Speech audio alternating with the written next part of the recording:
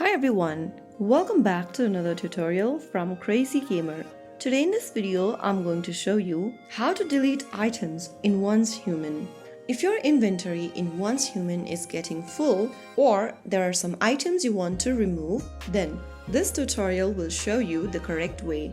First of all, launch open Once Human on your device. Now, once you're inside the game, tap on Backpack at the bottom left corner to open up your backpack.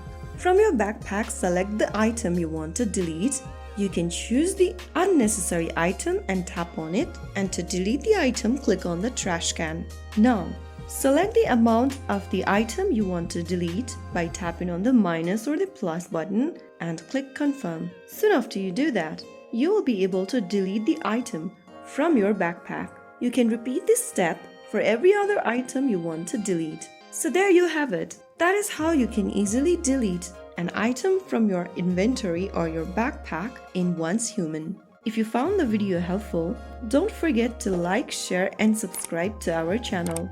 I will be back again in the next episode. Thanks for watching.